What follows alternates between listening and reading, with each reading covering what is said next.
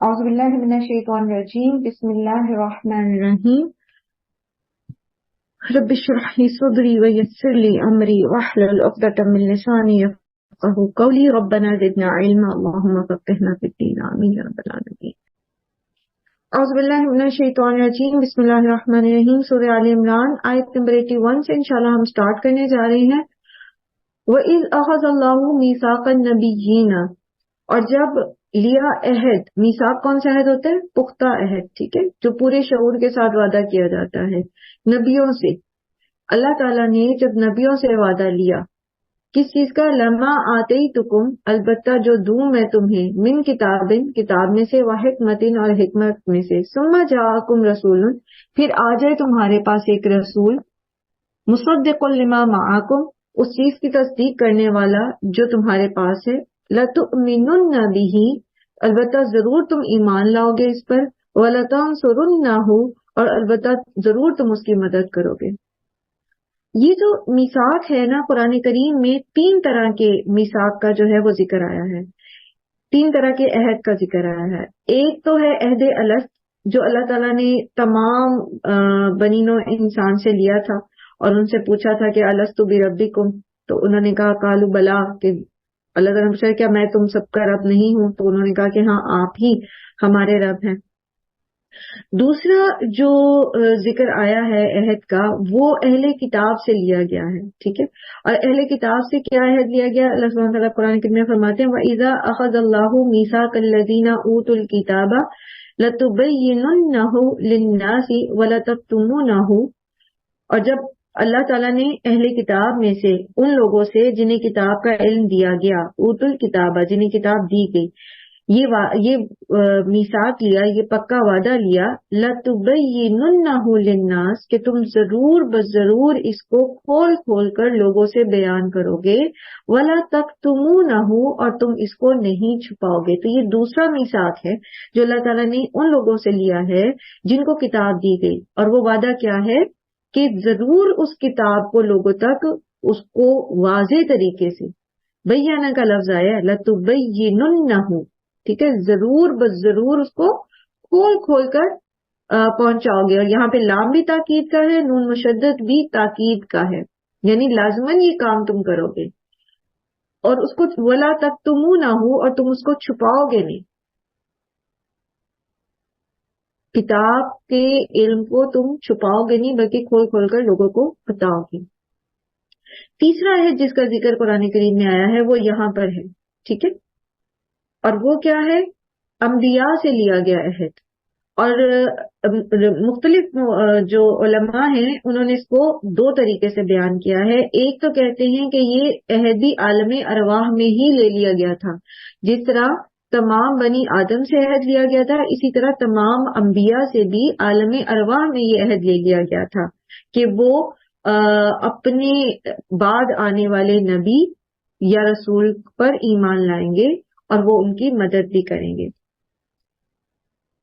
اور بعد میں اس کو کہا کہ یہ دنیا میں بھی یہ عہد لیا گیا ہے. کیسے؟ جب وحی کے ذریعے ہر پیغمبر سے الگ الگ، اور ہر پیغمبر نے پھر اس کے بارے میں اپنی امت سے یا اپنے بعد میں آنے والے پیغمبر سے بھی عہد لیا ہے. اور وہ کیا کہ ایک رائے یہ ہے کہ انہوں نے محمد صلی اللہ علیہ وآلہ وسلم کے بارے میں اپنے بعد آنے والے نبی سے عہد لیا، ٹھیک ہے، یا اپنی امت سے عہد لیا کہ اگر میرے مطلب محمد صلی اللہ علیہ وآلہ وسلم آتے ہیں اور تم ان کا زمانہ پاتے ہو تو پھر تم ان پر ایمان لاؤ گے.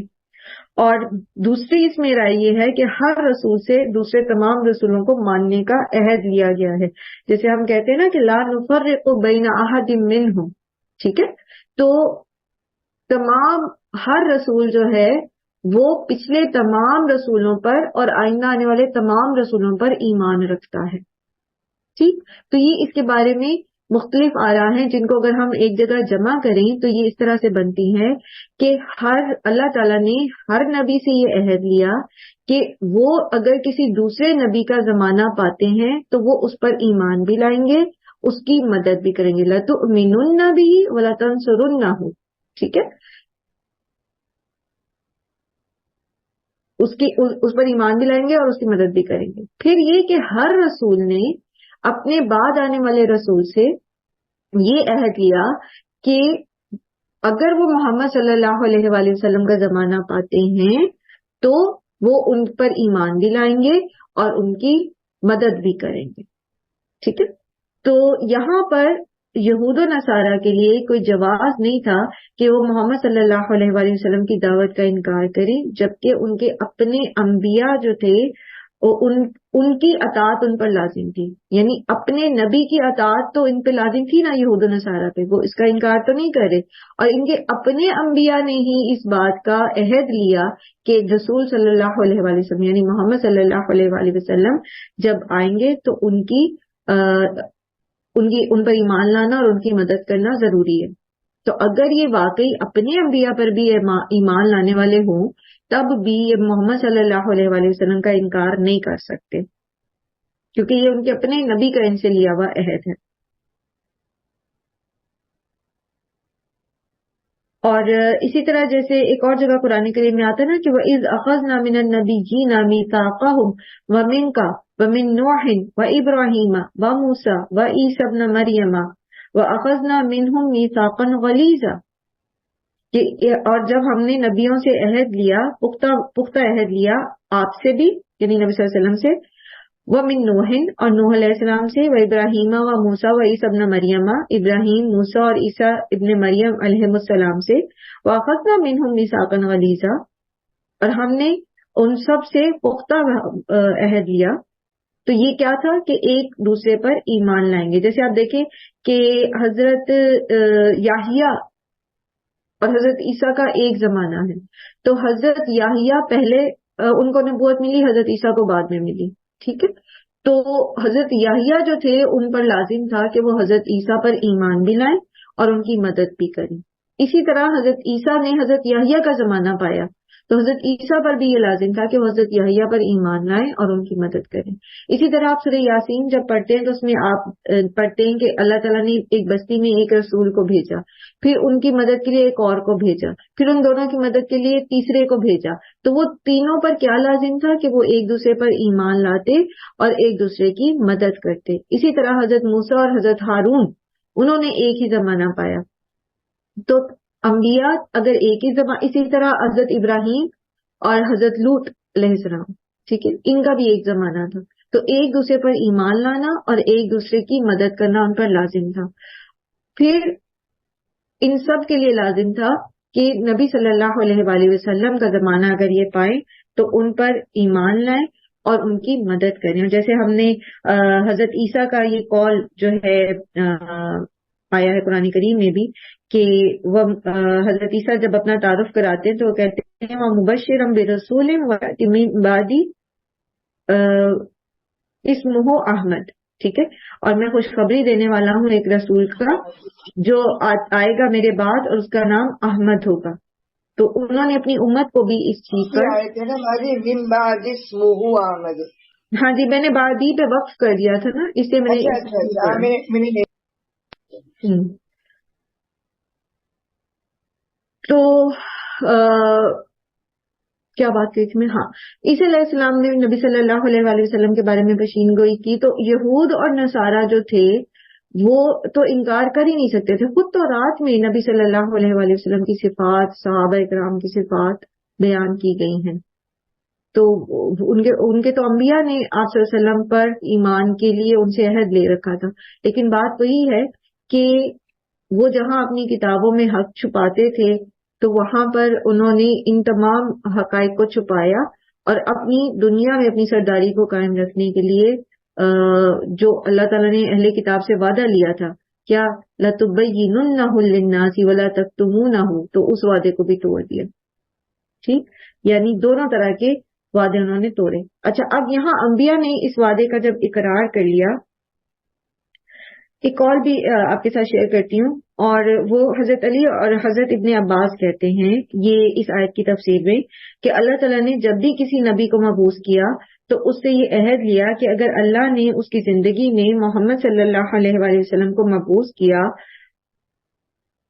تو وہ اس پر ایمان لائے گا اور وہ ان کی مدد کرے گا. اور ہر نبی کو یہ بھی حکم دیا کہ وہ اپنی امت سے بھی یہ عہد لے کہ اگر وہ اس وقت تک زندہ رہے جب نبی صلی اللہ علیہ وسلم دنیا میں تشریف لائیں گے تو وہ ان کو ضرور ان پر ایمان لائیں گے.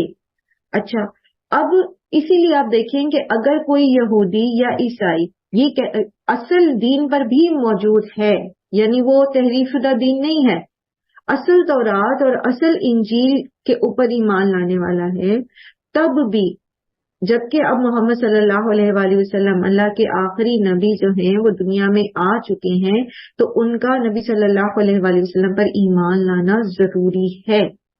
ٹھیک ہے، اور اس پر ان کو دوہرا اجر ملتا ہے. یعنی ایک ہندو جب مسلمان ہوتا ہے تو اس کو تو ایک اجر ملتا ہے، لیکن ایک عیسائی جو اپنے نبی پر ایمان رکھتا تھا یا ایک یہودی جو اپنے انبیاء پر ایمان رکھتا تھا، تو وہ جب مسلمان ہوتا ہے تو پھر اس کو دوہرا ثواب ہوتا ہے. ایک ثواب جو اس نے اپنے دین پر ایمان لایا اپنے نبی پر، اور دوسرا وہ جو محمد صلی اللہ علیہ وآلہ وسلم پر ایمان لے کر آیا.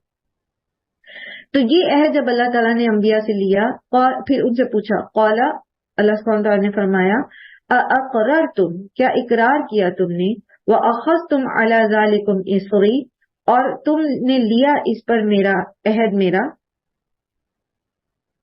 یعنی اس بات کو تم اپنی رسپانسبلٹی سمجھتے ہو، تم مانتے ہو.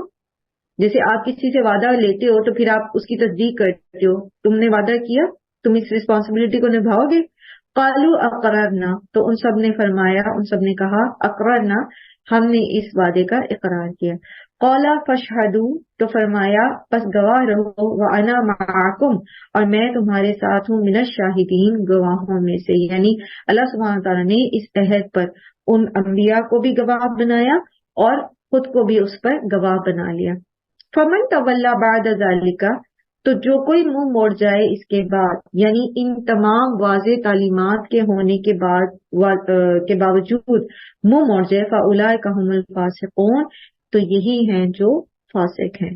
فسق کیا ہوتا ہے؟ فسق ہوتا ہے حد سے نکلنا، حد کو توڑنا. اور فاسق کی نشانیاں ہم نے کیا پڑھی ہیں پیچھے بھی سورہ بقرہ میں بھی، ينقضون عہد اللہ من بعد میثاقہ وَيَقْطَعُونَ مَا أَمَرَ اللَّهُ بِهِ أَن يُوصَلَ وَيُفْسِدُونَ فِي الْأَرْضِ. تو حق کو پہچان لینے کے بعد منہ موڑ جانے والے جو ہیں وہ فاسق ہوتے ہیں. اور جب وہ حق سے منہ موڑ جاتے ہیں تو وہ کیا کچھ نہیں کرتے، اللہ سے کیے ہوئے عہد کو بھی توڑ دیتے ہیں، اللہ تعالیٰ کی نافرمانیاں کرتے ہیں، اللہ نے جن چیزوں کو جوڑنے کا حکم دیا ہے ان کو کاٹتے ہیں، اور زمین میں حصی اور مانوی دونوں طرح کے فساد جو ہیں وہ پھیلانے کا باعث بنتے ہیں. تو یہی لوگ فسق کا شکار ہوتے ہیں جو اللہ کی واضح آیات کے سامنے آ جانے کے باوجود منہ موڑ لیتے ہیں. افغیر دین اللہ یبغون، کیا بھلا وہ پھر اللہ کے دین کے علاوہ کچھ اور تلاش کر رہے ہیں. وَلَهُ أَسْلَمَ مَنْ فِي السَّمَاوَاتِ وَالْأَرْضِ طَوْعًا وَكَرْهًا، حالانکہ اسی کے لیے فرما بردار ہے جو کچھ آسمان میں ہے جو کچھ زمین میں، طوعاً خوشی سے، وکرہن اور ناخوشی سے. یعنی اگر کوئی ماننا چاہتا ہے یا نہیں ماننا چاہتا، بہرحال وہ اللہ ہی کا فرما بردار ہے، وہ پابند ہے اللہ کے احکامات کی پابندی کرنے کا. وَإِلَيْهِ يُرْجَعُونَ، اور وہ اسی کی طرف لوٹائے جائیں گے. اس آیت کو بڑے اچھے طریقے سے سمجھ لیجیے کہ یہ کرہن جو ہے یہ کیسے فرما بردار ہے اور سب کیسے فرما بردار ہے. بظاہر تو ہم یہ دیکھتے ہیں نا کہ اللہ کی نافرمانیاں بھی لوگ کر رہے ہیں، کفر بھی کر رہے ہیں، شرک بھی کر رہے ہیں، تو پھر یہ کیسے کہا جا رہا ہے کہ وَلَهُ أَسْلَمَ مَنْ فِي السَّمَاوَاتِ وَالْأَرْضِ.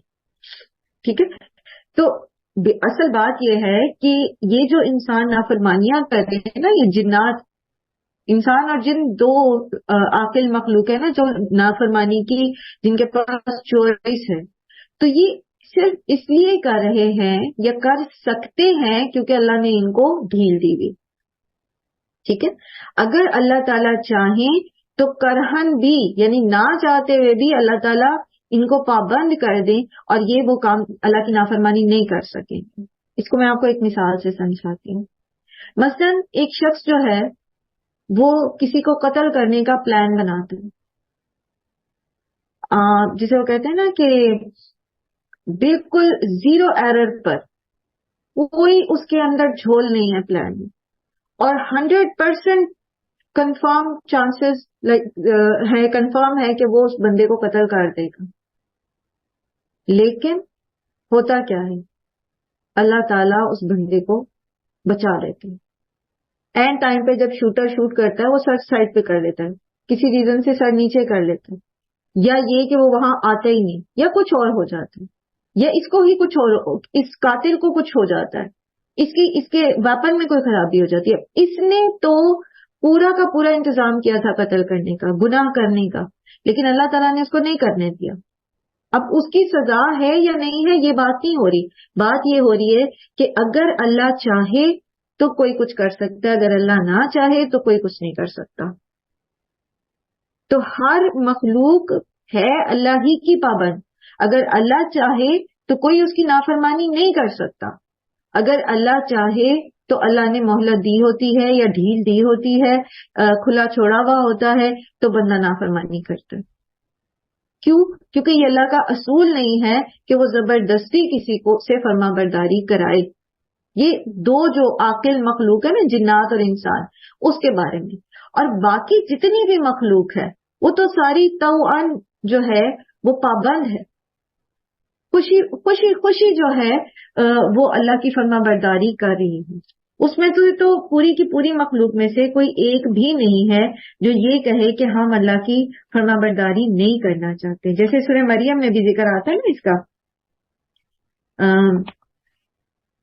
سورہ مریم میں وہ آیت ہے نا جس میں اللہ تعالیٰ ان سے کہتے ہیں زمین اور آسمان سے کہ ان کل من فی السماوات والارض الا آتی الرحمن عبدا،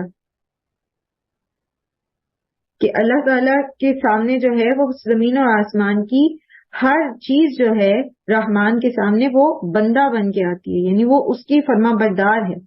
کوئی بھی ایسی نہیں ہے جو اللہ سبحانہ تعالیٰ کی نافرمانی کرنے کا سوچے بھی. پھر اسی طرح ایک اور جگہ قرآن کریم میں آتا ہے کہ زمین اور آسمان کو اللہ سبحانہ تعالیٰ نے فرمایا کہ تم آؤ توأن اور کرہن، تو انہوں دونوں نے کہا کہ ہم خوشی خوشی آتے ہیں. تو یہ بیسیکلی تمام مخلوق باقی تو فرما بردار ہے اللہ کی، صرف جو کرہن والے ہیں نا وہ یہ دو عاقل مخلوق ہیں جو پابند ہے اللہ تعالیٰ کی فرما برداری پہ، یعنی وہ اللہ ہی کے بنائے ہوئے پلان کے بیچ میں ہے. ایک بندہ اگر اللہ تعالیٰ اس کی روح کو قبض کرنا چاہیں، اس کا وقت مکمل ہو گیا، موت کا وقت آ گیا، وہ کچھ بھی نہیں کر سکتا، اس کو مرنا ہی ہے، چاہے وہ اللہ کو مانتا ہے چاہے وہ اللہ کو نہیں مانتا. ٹھیک ہے. اسی طرح تقدیر کے مختلف پہلوؤں کے اندر جو نعمتوں کے پہلو ہیں وہ پابند ہے. اب وہ اس کو پسند آتا ہے وہ پلان یا نہیں آتا، لیکن بہرحال وہ پابند ہے. تو زمین اور آسمان کی ہر چیز جو ہے وہ اللہ کی فرما بردار ہے. تو پھر اللہ کے علاوہ افغیر دین اللہ، اللہ کے دین کے علاوہ، اسلام کے علاوہ وہ کوئی اور راستہ تلاش کرتے ہیں، کوئی اور دین تلاش کرتے ہیں، تو یہ کیسے ہو سکتا ہے؟ کوئی اور دین کیسے درست ہو سکتا ہے اللہ کے دیے ہوئے دین کے سامنے؟ اور اللہ کا دین کیا ہے؟ اللہ کا دین جو ہے وہ اللہ کے آگے سر تسلیم خم کر دینے کا نام ہے. بالکل ایسے ہی جیسے کائنات کی ہر چیز، زمین اور آسمان، ستارے، سیارے، فرشتے، ہوائیں، چرند پرند، شجر، اور کیا وہ آپ کہیں گے نباتات اور جمادات، ہر چیز جو ہے وہ اللہ کی مطیع ہے، اللہ کی فرما بردار ہے، اور وہ اللہ کے حکم سے تجاوز نہیں کر سکتی. تو یہاں پر اللہ سبحانہ و تعالی کے دین کی جو ڈیفینیشن ہمیں سمجھ آئی ہے وہ کیا ہے کہ اللہ کی فرما برداری کرنا، اللہ کے سامنے سر تسلیم خم کر دینا. تو اللہ کی فرما برداری کے علاوہ بھی کیا کوئی راستہ ہے؟ جبکہ ساری کی ساری مخلوق اس کی پابند ہے، تو ہو ہی نہیں سکتا کوئی راستہ. اس کے علاوہ کوئی اور دین ایکسیپٹیبل ہی نہیں ہے. کسی اور دین کی جو ہے وہ اللہ کے پاس کریڈیبلٹی ہی نہیں ہے، وہ اصل میں دین ہے ہی نہیں. تو یہاں اللہ تعالیٰ یہی فرما رہے ہیں کہ غیر دین اللہ یبغون. اچھا اب آپ یہ دیکھیے کہ پوری کی پوری کائنات جو ہے نا، یہ انسان کو جو اطاعت کا سبق دیا جا رہا ہے نا، کہ کیا اللہ کی فرما برداری کو چھوڑ کر، اللہ کے دین کو چھوڑ کر تم کوئی اور راستہ اختیار کرنا چاہتے ہو، تم کچھ اور تلاش کر رہے ہو. تو اس کی مثال ہمیں کائنات سے ملتی ہے. جو یہاں جیسے اللہ تعالیٰ نے فرمایا نا کہ وَلَهُ أَسْلَمَ مَن فِي السَّمَاوَاتِ وَالْأَرْضِ، تو پوری کی پوری کائنات کا جو اصول ہے، جو قانون ہے، جس پر وہ بہترین طریقے سے چل رہی ہے، جس ڈسپلن کے اوپر وہ چل رہی ہے، پوری کی پوری کائنات، یہ 110 بلین لائٹ ایئر پر محیط جو پوری کائنات ہے، جو نون یونیورس ہے، یہ بغیر ایک دوسرے کے ساتھ ٹکرائے اور بغیر کسی تعطل کے یہ مسلسل اربوں خربوں سال سے جو چلتی چلی جا رہی ہے. تو اس کا جو قانون ہے، جو اس کا اصول ہے، وہ اللہ کی اطاعت ہے. اللہ تعالیٰ نے جس فارمیٹ میں اس کو رکھا ہے، یہ اس دائرہ کار سے باہر نہیں آتی. ہر ایک اپنے اپنے دائرہ کار کے اندر ہے نا. تو اگر ہم بھی ایک ایسا ساؤنڈ، ایسی ڈسپلن لائف چاہتے ہیں جس کے نتیجے میں ہم آخرت میں کامیابی حاصل کر سکیں، تو بیسکلی وہ اللہ کی اطاعت کا راستہ ہے. وہ فارمولا یا وہ اسکیجول یا وہ ٹائم ٹیبل یا وہ وے آف لائف، وہ پیٹرن آف لائف یا ماڈل آف لائف، وہ کیا ہے؟ وہ صرف اللہ کی فرما برداری ہے. اسی کے اندر چل کے جس طرح یہ پوری کائنات اربوں خربوں سال سے سلامتی کے ساتھ چل رہی ہے نا، جب تک اللہ چاہے گا چلتی رہے گی، اسی طرح ہم بھی اطاعت کے اس فارمولے کے ساتھ ایسی ہی ڈسپلنڈ لائف اس دنیا میں بھی گزار سکتے، اور پھر آخرت میں جو اصل ہماری زندگی ہے اس کو ہم بہترین طریقے سے بنا سکتے ہیں. وَإِلَيْهِ يُرْجَعُونَ.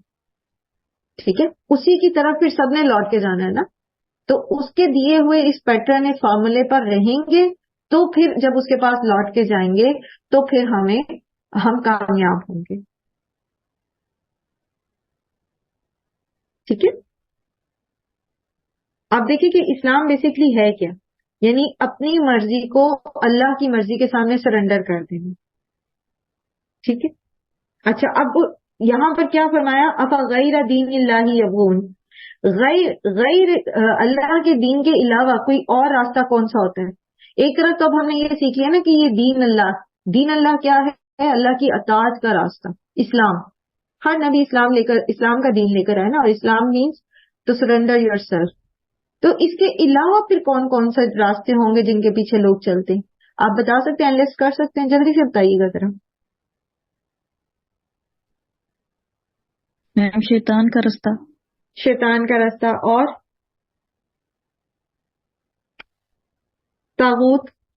ٹھیک ہے، ایک طرف تو اللہ کا راستہ اور ایک طرف طاغوت کا راستہ ہے. تو طاغوت میں پھر ساری چیزیں آ جائیں گی، شیطان بھی، خواہش نفس بھی، اور اسی طرح پھر باقی ساری چیزیں، مثلاً آپ کے رسم و رواج اور آپ کے خاندان کے طریقے اور یہ ساری چیزیں. اب یہاں پر تھوڑی دیر رکیں، ٹھیک ہے، اور سوچیں. ہمارے سامنے جب چوائسیز آتی ہیں، ایک طرف ہے دین اللہ. دین اللہ کیا ہے؟ اللہ کے دین کیا ہے؟ اللہ کی فرما برداری، اللہ کے احکامات. ٹھیک ہے. اور ایک طرف ہے غیر دین اللہ، یعنی اللہ کی فرما برداری کے علاوہ یا اللہ کی اطاعت کے علاوہ یا اسلام کے علاوہ راستے. اب زندگی میں جب ہمارے سامنے فیصلے کا اختیار آتا ہے یا کسی کام، کسی عمل کا مقام ہوتا ہے، اس وقت ہم کون سا راستہ چنتے ہیں؟ اب ایک طرف اللہ کا دین ہے اور ایک طرف طاغوت ہے. اور طاغوت میں پھر کیا چیز آ جاتی ہے؟ طاغوت کی کیا ڈیفینیشن پڑھی تھی ہم نے؟ کہ ہر وہ مخلوق جو عبودیت میں سے نکل کر معبود بننا چاہتی ہے، یعنی اللہ کے سامنے آ کے کھڑی ہو جاتی ہے. اب وہ آپ کی مطلب انسان کی خواہش نفس بھی ہو سکتی ہے، وہ اس کے رسم و رواج بھی ہو سکتے ہیں، قوانین بھی ہو سکتے ہیں، ملک کی آئین بھی ہو سکتا ہے، عہدہ کچھ بھی ہو سکتا ہے، شیطان بھی ہو سکتا ہے.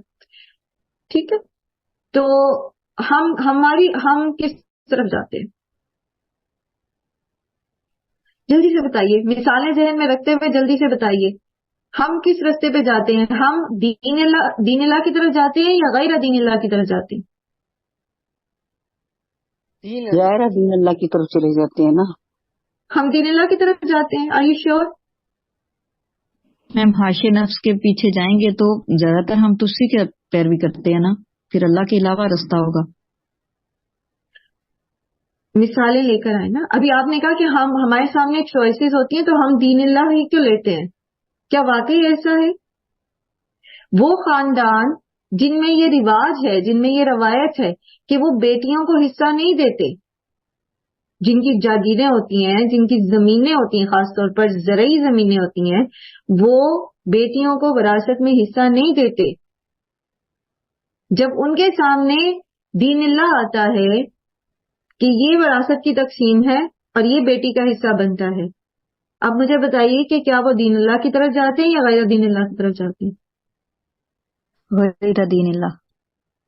اور اسی طرح یہ بھی ہے نا کہ غیر دین کی طرف یہ بھی ہے کہ اللہ تعالیٰ نے پردے میں رہا عورت کو کہا گیا کہ وہ پردے میں رہیں، لیکن وہ نہیں کرتی کہ یہ زمانہ بدل گیا، وقت بدل گیا، وہ بات نہیں رہی، تو وہ اللہ کا حکم کی نافرمانی کرتے ہیں نا. تو یہ غیر دین اللہ ہو گیا نا، غیر دین اللہ اللہ کے ہو راستے گیا. کے علاوہ راستہ ہو گیا نا، یہ طاغوت کا راستہ ہو گیا. دو ہی راستے ہوتے ہیں، ٹھیک ہے. یا پھر تیسری منافقت ہوتی ہے، ایک اللہ کا راستہ ہوتا ہے، ایک طاغوت کا راستہ ہوتا ہے، اور جو بہن ہوتے ہیں نا وہ منافق ہوتے ہیں. ہاں یہ ضرور ہے کہ بعض کوشش بہت کر رہے ہوتے ہیں، وہ ایک مسلسل جہاد میں ہوتے ہیں نفس کے ساتھ، اس میں کبھی ناکامی بھی ہوتی ہے اور کبھی کامیابی بھی ہوتی ہے، تو وہ مومن ہی ہے جو کوشش کر رہا ہے اس غلط راستے سے اپنے آپ کو روکنے کے لیے. وہ جو ایک آتی ہے نا، ایک پش آتی ہے انسان کے نفس کی طرف سے یا شیطان کی طرف سے یا پیئر پریشر آتا ہے اس کے اوپر، تو وہ ساری چیزوں کے ساتھ وہ اسٹرگل کر رہا ہے، تو کبھی ادھر ہو بھی جاتا ہے دوسری طرف، لیکن پھر واپس پلٹ آتا ہے، تو وہ تو اس کے ایمان کی نشانی ہے. لیکن وہ جو ہوتے ہیں نا، جو ادھر بھی راضی رکھتے ہیں اور ادھر بھی راضی رہتے ہیں اور رکھتے کی کوشش کرتے ہیں، وہ منافق ہوتے ہیں. اب اس کو آپ دیکھ لو، یہ چھوٹا سا ایک سٹیٹمنٹ ہے، اللہ تعالیٰ آپ سے یہ کہہ رہے ہیں، ہم سے یہ کہہ رہے ہیں، آپ اس کو چھوڑ دیں پیچھے جو سینیریو چل رہا ہے فی الحال. اب اس چیز کو دیکھیں کہ اللہ تعالیٰ کہہ رہے ہیں کہ آپ اللہ کے دین کو چھوڑ کر کوئی اور راستہ چاہتے ہیں، جبکہ واپس آپ کو لوٹ کے اللہ کے پاس ہی جانا ہے. اور یہ زمین اور آسمان سارے کا سارا، سب ایک ایک چیز چھوٹی سے بڑی، یہ سب کے سب اللہ کی فرما بردار ہے. آپ کہاں سٹینڈ کرتے ہو؟ آپ کیا چیز ہو؟ ایک انسان جو ہے اس زمین کے اوپر، اس کا اور زمین کا جو کمپیرزن ہے، زمین اس سے لاکھوں گنا بڑی ہے. اس کی حیثیت کیا ہے؟ تو وہ اللہ کی فرما برداری چھوڑ کر، اس ساری مخلوق کا ساتھ چھوڑ کر اس کے اگینسٹ جائے گا، تو وہ مخلوق کیا اس کا ساتھ دے گی؟ قیامت کے دن یہی سب ہمارے خلاف گواہی دیں گے جب ہم اللہ کی نافرمانیاں کرتے ہیں نا اسی زمین کے اوپر. یہی ہمارے ہاتھ، پاؤں، آنکھیں اور یہ ساری چیزیں، چونکہ یہ اللہ کی فرما بردار ہے، اس لیے یہ ہمارے خلاف گواہی دیں گے اگر ہم نے اللہ کی نافرمانی کا راستہ چنا. چھوٹی چھوٹی سی مثالوں کے ساتھ سیکھیں، چھوٹی چھوٹی سی مثالیں لیں. جب خوشی کا موقع ہوتا ہے، ہم ساری زندگی یا سمجھ لیجیے سارا سال یا ساری روٹین میں ہم پڑھتے رہتے ہیں جی اللہ کی فرما برداری کرنی ہے، اور کر بھی رہے، نماز بھی پڑھیں، وقت پہ یہ بھی کریں وہ بھی کریں. اب خوشی کا موقع ہے، تو جب خوشی کا مثلا بیٹے کی ہی شادی ہے، تو اب کیا ہوگا؟ اب کیا ہوگا؟ کیا اس میں واقعی فرما برداری ہو رہی ہوگی اللہ تعالیٰ کی، یا اللہ کے راستے پہ چل رہے ہیں، یا کچھ اس کو اور ہم نے اپنی خواہش نفس کو اسلامائز کر لیا ہے؟ جیسے آج کل آپ کو شاید اتفاق ہوا ہو، ریسنٹلی مجھے دوبارہ ایک شادی پہ جانے کا اتفاق ہوا. ایک پہلے بھی میں نے آپ کے ساتھ شیئر کیا تھا کہ وہ اسماء حسنیٰ چلائے ہوتے ہیں انہوں نے شادی کے اس میں بینکویٹ ہال میں، میوزک کی جگہ اسماء حسنیٰ چلاتے ہیں بیچ میں نکاح کے ٹائم پر یا اس سے پہلے یا بعد میں، اور باقی سارا کچھ وہی ہو رہا ہے. اسراف ہے مارکیٹ کے اندر بے انتہا، کھانے پینے کا ضیاع ہے، اسراف ہے بے انتہا، مرد و زن کا اختلاط ہے بغیر کسی باؤنڈری کے، لباس ہیں اور لڑکیوں کے عورتوں کے کوئی اس کے اندر حد نہیں ہے. اسماء حسنیٰ اس میں چلا رہے ہوتے ہیں، اس کو اسلامائز کر لیا نا اپنی خواہش نفس کو. تو یہ ساری چیزیں کیا ہیں؟ یہ اللہ تعالیٰ کا دین ہے، یہ اللہ کا دین ہے. بتائیے ذرا مجھے، اس طرح سے شادیاں کرنا کیا یہ اللہ کا دین ہے؟ نہیں میم، نہیں ہے نا. پھر بھی ہم کرتے ہیں نا.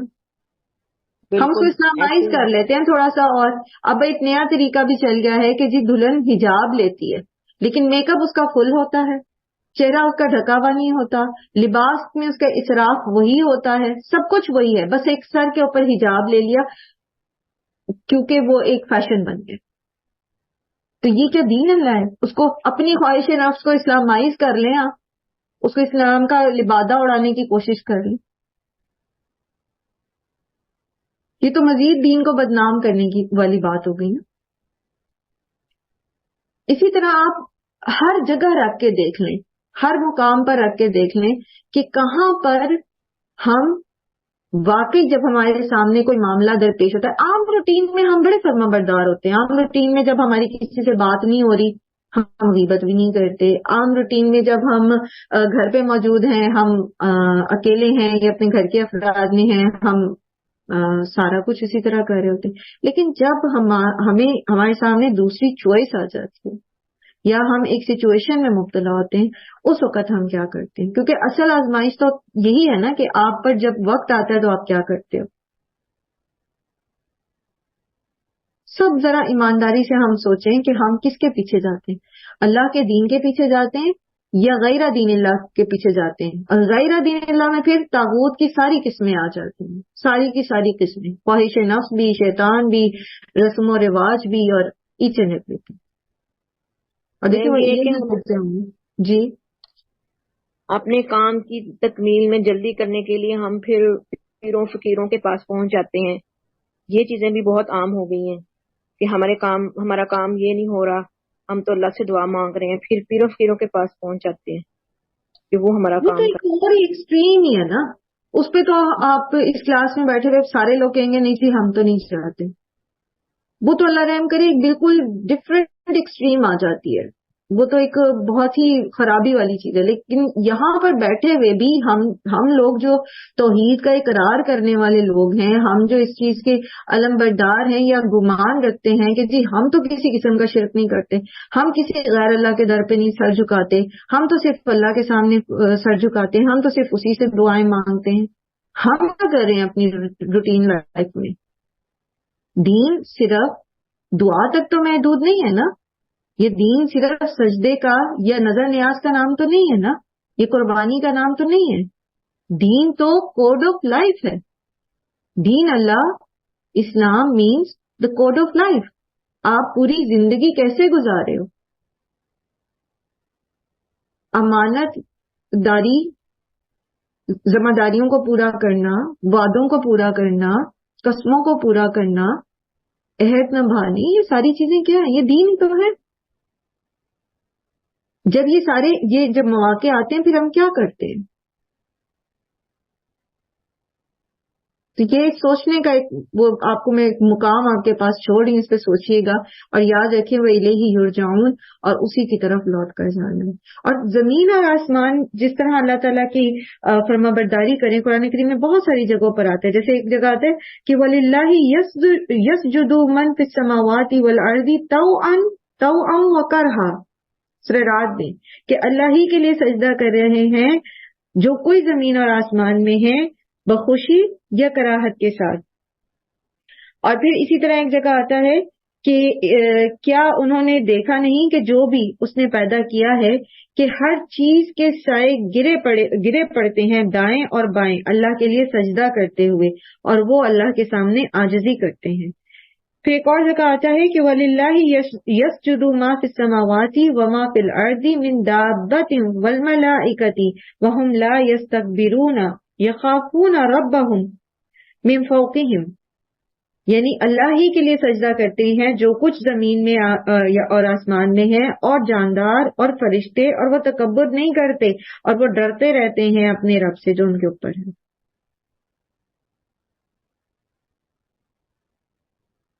یخافون ربهم من فوقهم, کاف نیچے زیر ہے, ٹھیک ہے.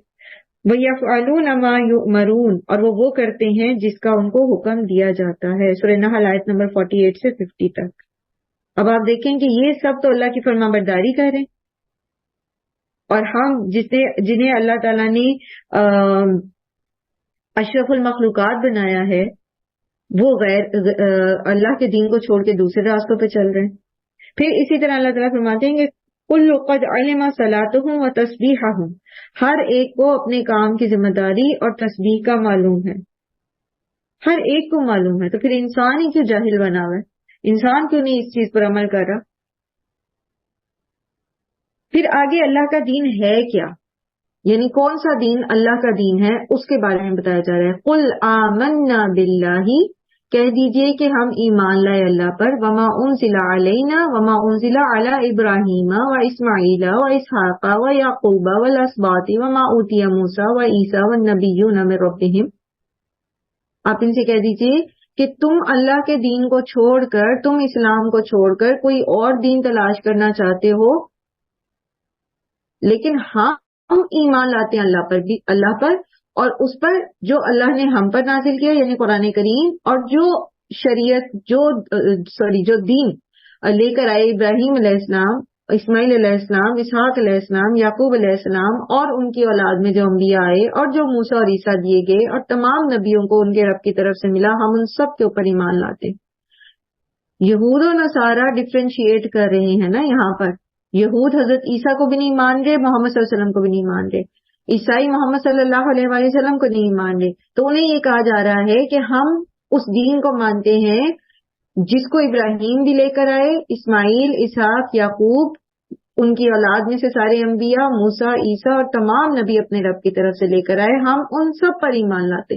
لا نفرق بین احد منہم، ہم ان میں سے کسی پر بھی فرق نہیں کرتے. ونحن لہ مسلمون، اور ہم اسی کے فرمانبردار ہیں، اللہ ہی کے فرمانبردار ہیں. گویا تمام انبیاء جو ہیں وہ ایک ہی دین لے کر آئے ہیں، ٹھیک ہے، اور ہم اسی دین پر ہیں.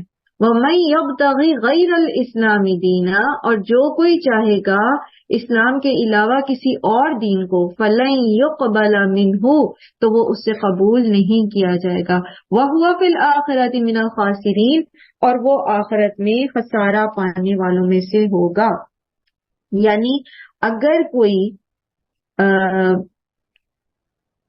اللہ کے دیے ہوئے دین کو چھوڑ کر، کتاب اللہ کو چھوڑ کر خود سے کچھ عبادات بنا لیتا ہے یا خود کوئی دین ایجاد کر لیتا ہے، جیسے آپ نے سنا ہوگا آج کل بھی چل رہا ہے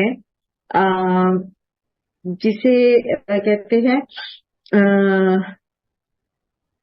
میرے ذہن سے اس کا نام نکل گیا، ہیومینٹی کے نام پر وہ کہتے ہیں کہ سارے دین جو ہیں وہ انسانیت ہی ہیں، ہیومینٹی پہ ہیں.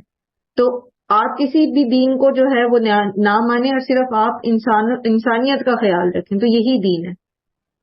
اور اسی طرح جو اگنوسٹک مسلمز ہیں، ٹھیک ہے، جو اسلام سے بیزاری کا اظہار کرتے ہیں، تو وہ بھی یہی کہتے ہیں کہ اسلام کوئی خاص دین نہیں ہے، بلکہ ہمیں جو ہے وہ انسانیت پر بھروسہ کرنا چاہیے. ٹھیک ہے، تو یہ ساری تھاٹس جو ہیں یہ قابل قبول نہیں ہے. بیسکلی اللہ سبحانہ تعالیٰ کے پاس جو دین ہے وہ اسلام ہے، اور تمام انبیاء جو ہیں وہ اسلام لے کر اسلام ہی کو ایک دین کے طور پر لائے. یاد رکھیے شریعتیں مختلف تھیں لیکن بیسک جو دین ہے، جو عقیدہ ہے، جو تعلیمات ہیں وہ ایک ہی تھی. ٹھیک ہے، توحید، رسالت اور عقیدہ آخرت، ان تینوں تعلیمات کو پھر دنیا میں اسٹیبلش کرنے کے لیے، لوگوں کو اللہ کی فرما برداری پر لانے کے لیے شرعی قوانین مختلف تھے. تو ہر نبی دین جو ہے وہ اسلام ہی لے کر آیا، اور اس کے علاوہ اگر کوئی راہ نکالتا ہے تو وہ خسارے میں ہے. ابن عباس کہتے ہیں کہ یہ آیت جو ہے یہ یہود و نصارہ کے لیے نازل ہوئی کہ انہوں نے کتاب اللہ کو بگاڑ دیا تھا، یعنی خود اپنے عقائد بنا لیے تھے. اسی طرح آپ دیکھیں کہ مسلمانوں کے اندر بھی اگر کوئی قرآن اور سنت سے الگ کوئی رائے دیتا ہے یا اس کو اپنے جو اس کا اسکول آف تھاٹ ہے اس کے مطابق اس کے اندر تحریف کرتا ہے، بگاڑتا ہے، چاہے وہ نام اس میں قرآن ہی کا لے کر آ رہا ہے یا کسی طرح سے ہی، تو یہ ساری چیزیں جو ہیں یہ کیا ہیں، یہ پھر ناقابل قبول ہو جاتی ہیں. اللہ تعالیٰ کے پاس ایکسیپٹیبل دین کیا ہے؟ وہ جو قرآن نے بیان کیا اور جس کو نبی صلی اللہ علیہ وآلہ وسلم نے کر کے دکھایا اور ہمیں سمجھا دیا. ٹھیک ہے. کیف یہدی اللہ قوما کفروا، کس طرح اللہ تعالیٰ ہدایت دے اس قوم کو جنہوں نے کفر کیا، بعد ایمانہم، بعد اپنے ایمان لانے کے، وشہدوا ان الرسول حق وجاءہم البینات، اور وہ اس چیز پر گواہ تھے کہ بے شک رسول صلی اللہ علیہ وآلہ وسلم برحق ہیں اور وہ ان کے پاس واضح نشانیاں بھی لے کر آئے. واللہ لا یہدی القوم الظالمین، اللہ تعالیٰ ظالموں کو ہدایت نہیں دیتا. تو جب ہمارے سامنے کھلے دلائل آ جائیں، واضح احکامات آ جائیں، اور پھر بھی انسان اس راستے کو چھوڑ کر کسی دوسرے راستے پر چلنا چاہے، بائی چوائس باطل کو اختیار کرے، پھر اس میں آگے سے آگے نکلتا چلا جائے، تو ایسے لوگوں کو پھر اللہ تعالیٰ ہدایت نہیں دیتے. اور یہی ظلم ہے. ظلم کیا ہے؟ کہ حق کو سامنے پا کر بھی اس کا راستہ چھوڑ دینا. رسول صلی اللہ علیہ وآلہ وسلم ظلم کرنے والا جو ہے نا، قیامت کے دن ظلم جو ہے وہ اندھیروں کا باعث ہوگا. اور ظلم کیا ہے؟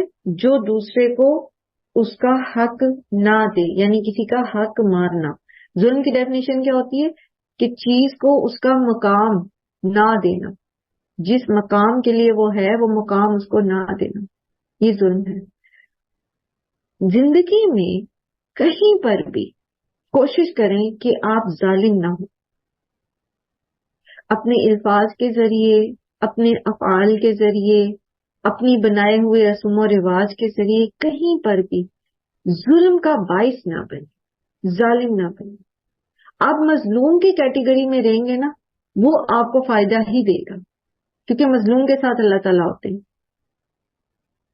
اور جو ظالم ہوتا ہے نا، اس کو ہدایت نہیں ملتی. واللہ لا یہدی القوم الظالمین. اور پھر جو جان بوجھ کر ظلم کرتا ہے، جان بوجھ کر لوگوں کے حق مارتا ہے، جان بوجھ کر جو ہے وہ اللہ کی مخلوق کو تکلیف دیتا ہے، تو پھر ایسے لوگ اپنے ظلم میں آگے سے آگے بڑھتے چلے جاتے ہیں. ان کو ہدایت نہیں ملتی کہ وہ توبہ کر لیں اور اپنے آپ کو درست کر لیں. تو ظلم سے بچیں. کسی بھی لیول پر، کسی بھی لیول پر کوشش کریں اپنی. اسی لیے کہا گیا نا کہ بعض مواقع پر چپ جو ہے وہ بھی عبادت ہو جاتی ہے. انسان کا چپ رہنا وہ اس کو ثواب دلا دیتا ہے، کیونکہ اس کا بولنا دوسرے پر ظلم ہوتا ہے، یا اس جگہ اس کا بولنا جو ہے وہ ظلم کا باعث بن جاتا ہے.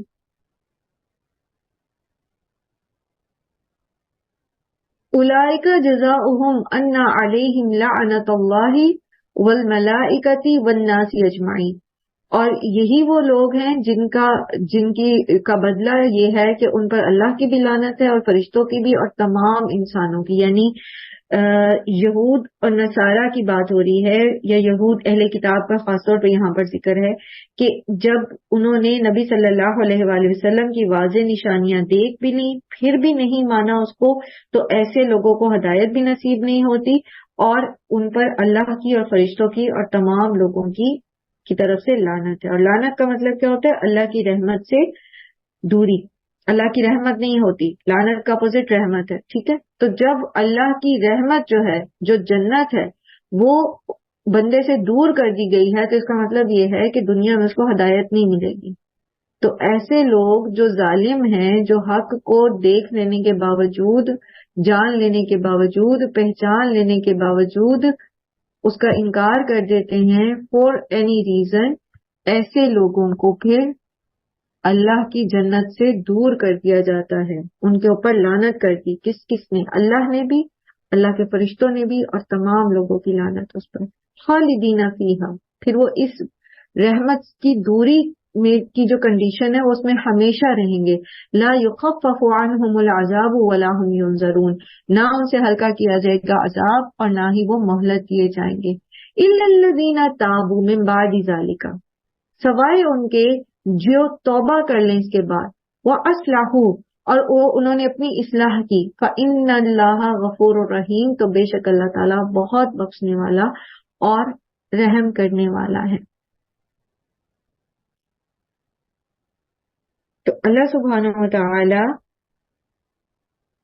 بندوں کو چاہے وہ کتنے ہی بڑے بڑے گناہ کیوں نہ کر لیں زندگی میں مہلت دیتے جاتے ہیں ایک خاص وقت تک جو ان کی مہلت کی مدت ہوتی ہے اللہ کے پاس مقرر، اس میں اگر وہ توبہ کر لیتے ہیں، اور توبہ مکمل کب ہوتی ہے؟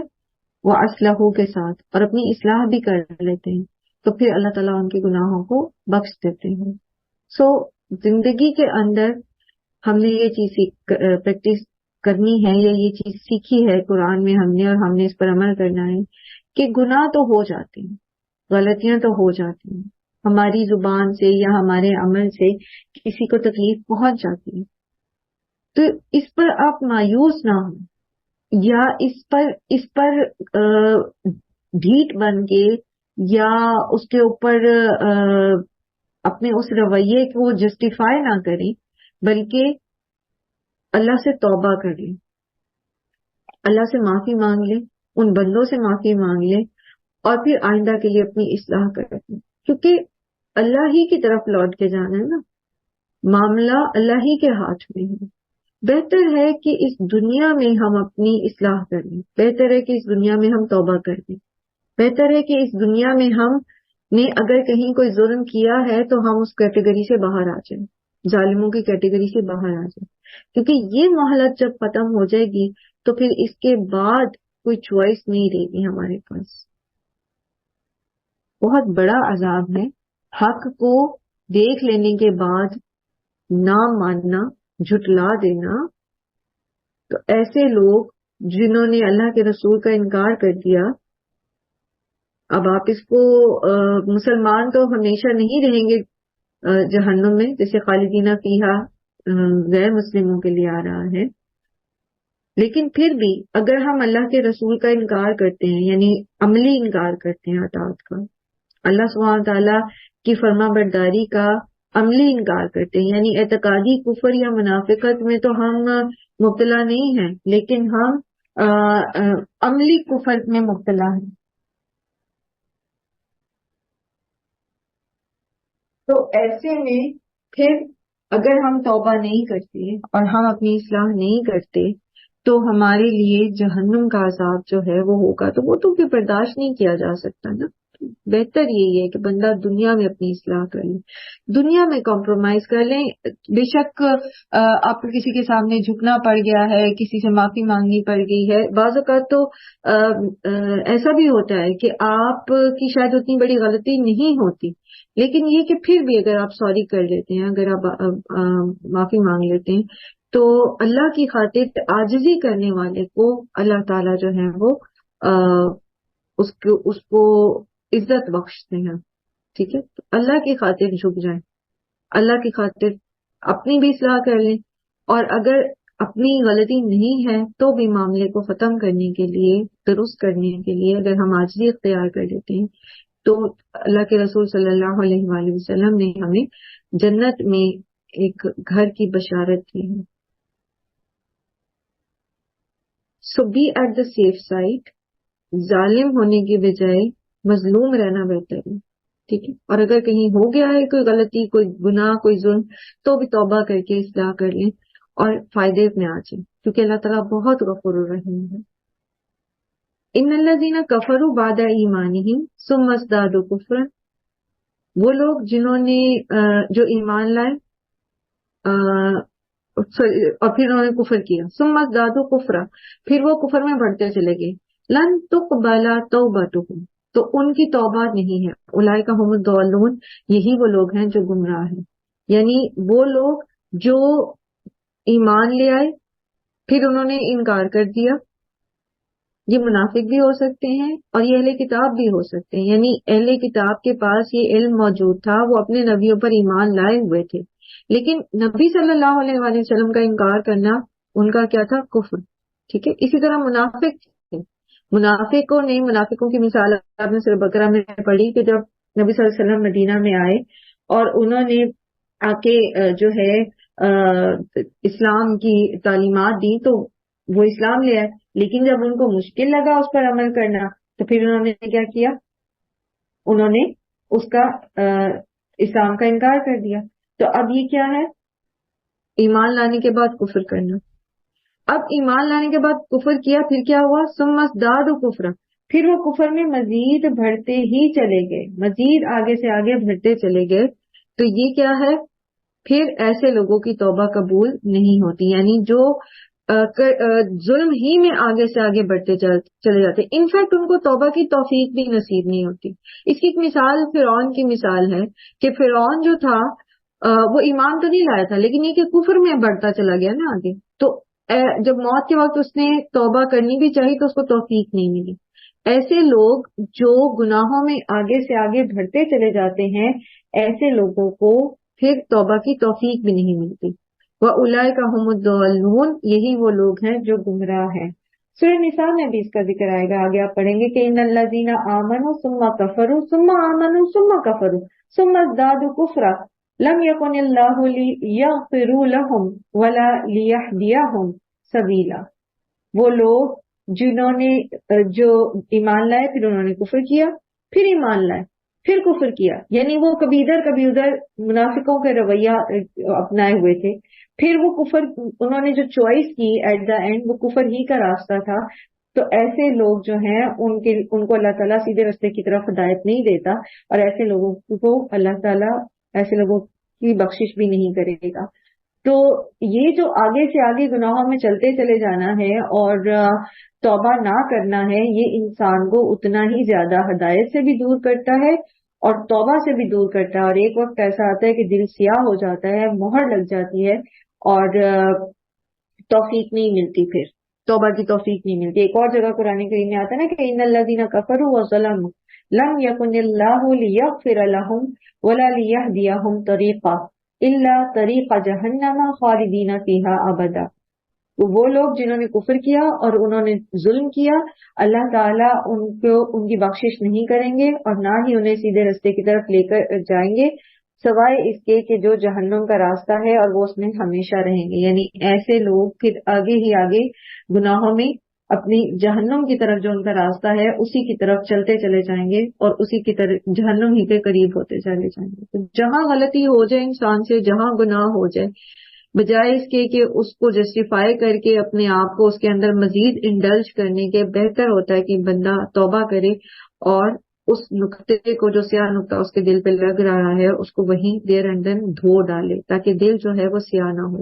ان الذین کفروا وماتوا وهم کفار، بے شک وہ لوگ جنہوں نے کفر کیا اور وہ مر گئے اور وہ کفر ہی کی حالت میں تھے، فَلَن يُقْبَلَ مِنْ أَحَدِهِمْ، تو نہیں قبول کیا جائے گا انہیں سے کسی ایک سے بھی، مِلْءُ الْأَرْضِ ذَهَبًا، زمین بھر سونا، وَلَوِ افْتَدَىٰ بِهِ، اور اگرچہ وہ فدیہ دے اس کا، أُولَٰئِكَ لَهُمْ عَذَابٌ عَلِيمٌ، ان کے لیے ہے دردناک عذاب، وَمَا لَهُم مِّن نَاصِرِينَ، اور نہیں ہے ان کا کوئی بھی مددگار. تو موت کا وقت جب آ جائے اور انسان کفر کی حالت میں مر جائے تو پھر اس کی جو ہے اس کے گناہوں کی معافی نہیں ہوگی. ٹھیک ہے، اگر توبہ کا دروازہ جو ہے وہ سکرات الموت سے پہلے پہلے تک کھلا ہوتا ہے. اگر کسی کو سکرات الموت لاحق ہو گئی ہے تو اس سختی کے اندر جو ہے، موت کی سختی کے اندر وہ توبہ کرتا ہے، کیونکہ اس وقت راز کھلنے شروع ہو جاتے ہیں. واللہ عالم کہ اس کی کیا کنڈیشن ہوتی ہے، لیکن یہ کہ اس میں بہت ساری حقیقتیں انسان کے سامنے کھلنا شروع ہو جاتی. تو اس وقت اگر وہ توبہ کرتا ہے تو اب اس کی مہلت عمل ختم ہو چکی ہے اصل میں، تو اس کی توبہ قبول نہیں ہوگی. اسی طرح سورج جب مغرب سے نکل آئے گا تب توبہ کا دروازہ بند ہو جائے گا، اس کے بعد کسی کا ایمان قبول نہیں کیا جائے گا. یہاں جس بات کے اوپر فوکس کیا جا رہا ہے وہ یہ ہے کہ ایسے لوگ جب فدیے میں زمین بھر سونا دینا چاہیں گے نا تو وہ بھی ان سے فدیہ قبول نہیں کیا جائے گا. دنیا میں انہوں نے محض دنیا کی خاطر کفر کیا تھا نا، دنیا کے فائدے اٹھانے کے لیے. یہود جو تھے انہوں نے تحریف کیوں کی تھی اللہ کی کتاب میں؟ دنیا کے فائدے سمیٹنے کے لیے. انہوں نے نبی صلی اللہ علیہ وآلہ وسلم کے بارے میں حق کیوں چھپایا تھا؟ دنیا کے فائدے سمیٹنے کے لیے. ایسے ہی ہے نا، دنیا کا مال اکٹھا کرنے کے لیے، دنیا کی سرداری قائم رکھنے کے لیے. تو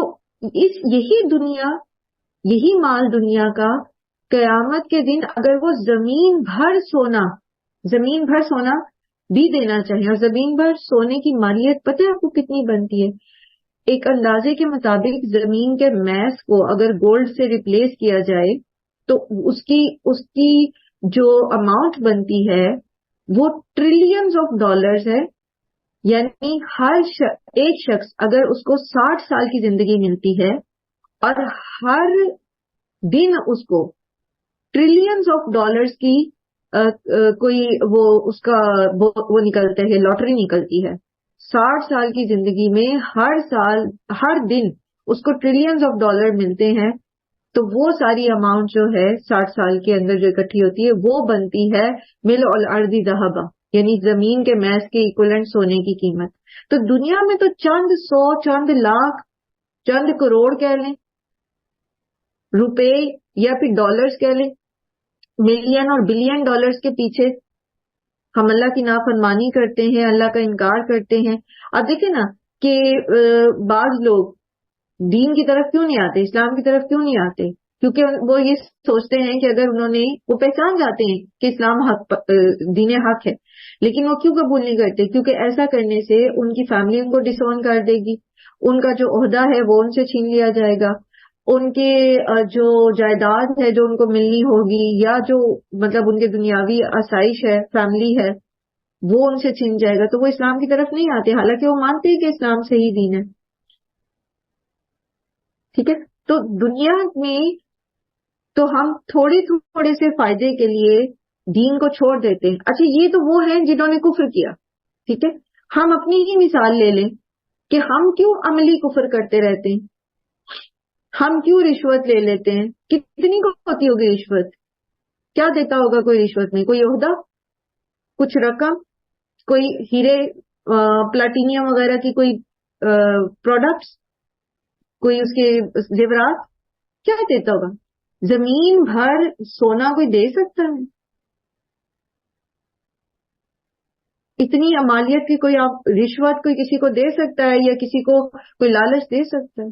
لیکن ان تھوڑی سی اماؤنٹس کے پیچھے ہم اپنا ایمان بیچ دیتے ہیں.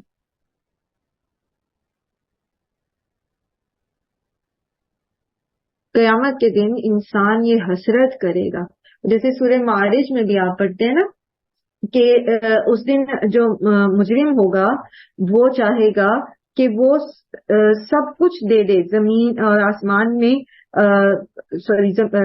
اپنے جو اس کے بیٹا ہے، اس کی بیوی ہے، جو اس کا کنبہ قبیلہ ہے، سب کچھ جو ہے وہ دے دے، حالت اور زمین بھر جو ومن فی الارض جمیعا، سب کچھ دے دے فدیے میں، اور پھر بھی وہ اس جہنم کی آگ سے بچا لیا جائے. اگر میں آیت آپ کے سامنے پڑھوں تو یہ آیت ہے کہ یود المجرم لو یفتدی من عذاب یومئذ ببنیہ وصاحبتہ واخیہ وفصیلتہ التی تؤویہ ومن فی الارض جمیعا. جو کچھ زمین کے اوپر ہے، جو کچھ اس کے اندر ہے، سب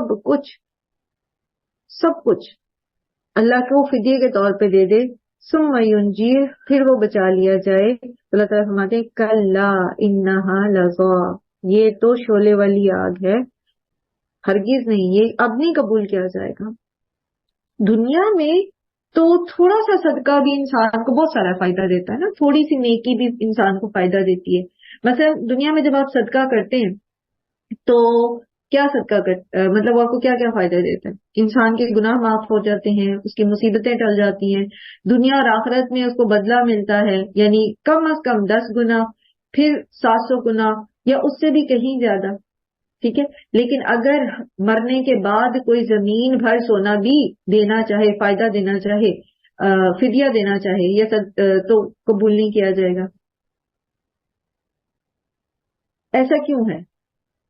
کیونکہ آپ دیکھیں کہ اللہ تعالیٰ قرآن کریم میں فرماتے ہیں کہ انما التوبۃ علی اللہ للذین یعملون السوء بجہالہ، اللہ تعالیٰ پر معاف کر دینا ان لوگوں کے لیے ہے جو جہالت میں برائی کر جاتے ہیں، لیکن جو پلان کر کے گناہ کرتے ہیں اور پھر کرتے ہی چلے جاتے ہیں اور پھر اس پہ رکتے ہی نہیں ہیں، اللہ کا انکار کرتے ہیں اور پھر کیا کرتے ہیں؟ ثم ازدادوا کفرا، پھر اس انکار میں، اس کفر میں، اس نافرمانی میں آگے ہی آگے بڑھتے چلے جاتے ہیں، تو ایسے لوگوں کی توبہ قبول نہیں ہوگی، ایسے لوگوں کو سیکنڈ چانس نہیں دیا جائے گا، ان سے زمین بھر فدیہ بھی قبول نہیں کیا جائے گا۔ اللہ تعالیٰ ہم سب کو توفیق دے کہ ہم دین کو سمجھ تو لیتے ہیں، کوشش تو کر رہے ہیں سمجھنے کی، لیکن اس کے اوپر اسی اچھے طریقے سے عمل بھی کر سکیں۔ اپنی زندگی کی ہر سچویشن میں اللہ تعالیٰ ہمیں وہ حکمت عطا کرے جس سے ہم اس کو اللہ تعالیٰ کی فرما برداری کے ساتھ جو ہے اپنی زندگی گزاریں۔ زندگی کے اپس اینڈ ڈاؤنس میں اللہ تعالیٰ ہمیں حکمت اور بصیرت عطا کرے کہ ہم وہی فیصلے لیں جو اللہ کی فرما برداری کے ہیں، اور اس میں اللہ تعالیٰ ہمیں ہمارے ازواج کو، ہماری اولادوں کو اس میں ہمارا مددگار بنا دے۔ انشاءاللہ اس آیت کو اسی پوائنٹ آف ویو سے، صدقے کے پوائنٹ آف ویو سے ہی انشاءاللہ ہم دوبارہ اپنی نیکسٹ کلاس میں دیکھیں گے، اور اس کے ساتھ ہی آپ کا چوتھا پارہ جو ہے وہ سٹارٹ ہو جائے گا انشاءاللہ۔ اور آپ لوگوں نے دوسرے پارے کا پیپر دے دیا